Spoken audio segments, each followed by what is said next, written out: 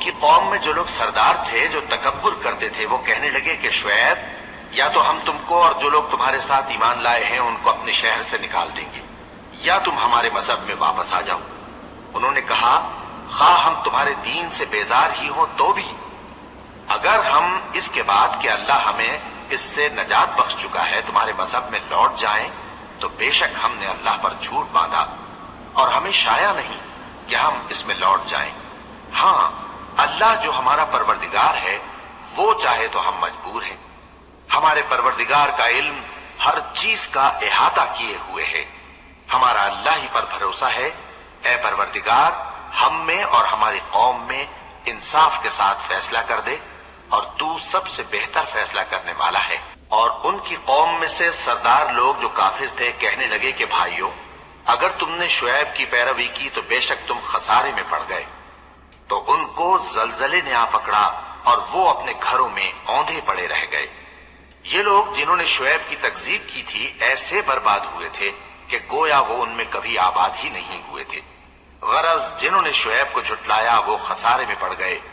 پھر شعیب ان میں سے نکل آئے اور کہا کہ بھائیو میں نے تم کو اپنے پروردگار کے پیغام پہنچا دیے اور تمہاری خیر خواہی کی تھی، تو میں کافروں پر عذاب نازل ہونے سے رنج و غم کیوں کروں؟ اور ہم نے کسی شہر میں کوئی پیغمبر نہیں بھیجا مگر وہاں کے رہنے والوں کو جو ایمان نہ لائے دکھوں اور مصیبتوں میں مبتلا کیا تاکہ وہ عاجزی اور زاری کریں۔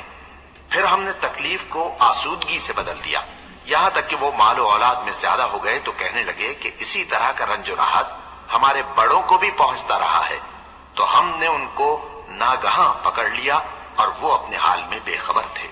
اور اگر ان بستیوں کے لوگ ایمان لے آتے اور پرہیزگار ہو جاتے تو ہم ان پر آسمان اور زمین کی برکات کے دروازے کھول دیتے، مگر انہوں نے تو تکذیب کی، سو ان کے اعمال کی سزا میں ہم نے ان کو پکڑ لیا۔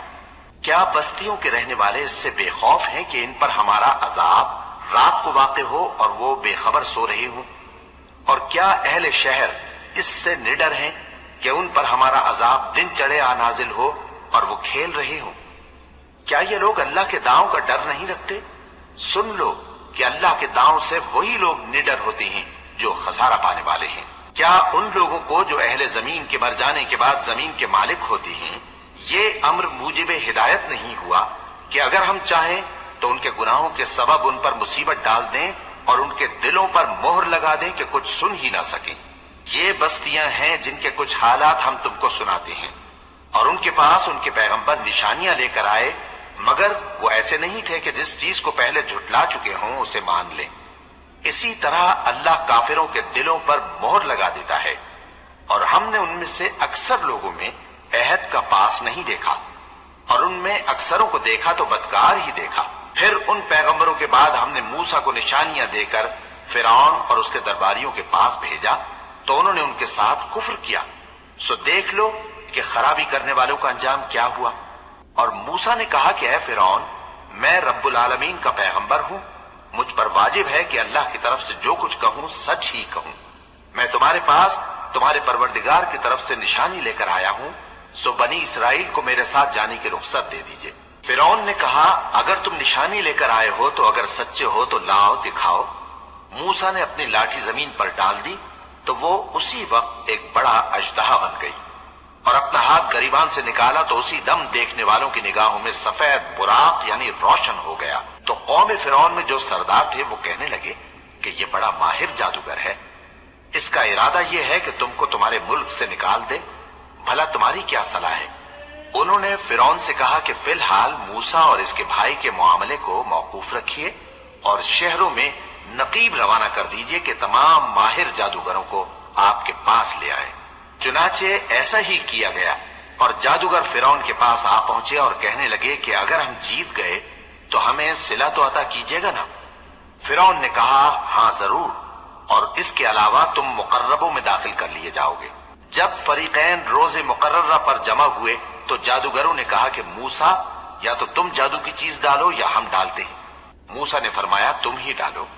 سو جب انہوں نے جادو کی چیزیں ڈالی تو لوگوں کی آنکھوں پر جادو کر دیا یعنی نظر بندی کر دی، اور لاٹھیوں اور رسیوں کے سانپ بنا بنا کر انہیں ڈرا ڈرا دیا اور بہت بڑا جادو دکھایا۔ اور اس وقت ہم نے موسیٰ کی طرف وحی بھیجی کہ تم بھی اپنی لاٹھی ڈال دو، تب وہ فوراً سانپ بن کر جادوگروں کے بنائے ہوئے سانپوں کو ایک ایک کر کے نگل جائے گی۔ آخر حق ثابت ہو گیا اور جو کچھ وہ لوگ کرتے تھے باطل ہو گیا۔ چنانچہ اس موقع پر وہ مغلوب ہو گئے اور ذلیل ہو کر رہ گئے، اور یہ کیفیت دیکھ کر جادوگر سجدے میں گر پڑے، کہنے لگے کہ ہم سب جہانوں کے پروردگار پر ایمان لائے، یعنی موسیٰ اور ہارون کے پروردگار پر۔ فرعون نے کہا بیشتر اس کے کہ میں تمہیں اجازت دوں تم اس پر ایمان لے آئے، بے شک یہ فریب ہے جو تم نے مل کر شہر میں کیا ہے تاکہ اہل شہر کو یہاں سے نکال دو، سو ان قریب اس کا نتیجہ معلوم کر لو گے۔ میں پہلے تو تمہارے ایک طرف کے ہاتھ اور دوسری طرف کے پاؤں کاٹ دوں گا، پھر تم سب کو سولی چڑھا دوں گا۔ وہ بولے کہ ہم تو اپنے پروردگار کی طرف لوٹ کر جانے والے ہیں، اور اس کے سوا تجھ کو ہماری کون سی بات بری لگی ہے کہ جب ہمارے پروردگار کی نشانیاں ہمارے پاس آ گئیں تو ہم ان پر ایمان لے آئے۔ اے پروردگار، ہم پر صبر و استقامت کی دہانیں کھول دے اور ہمیں فرمانبرداروں کی حالت میں وفات دیجیو۔ اور قوم فرعون میں جو سردار تھے کہنے لگے کہ کیا آپ موسیٰ اور اس کی قوم کو چھوڑ دیجیے گا کہ ملک میں خرابی کریں اور آپ کو اور آپ کے معبودوں کو چھوڑ دیں؟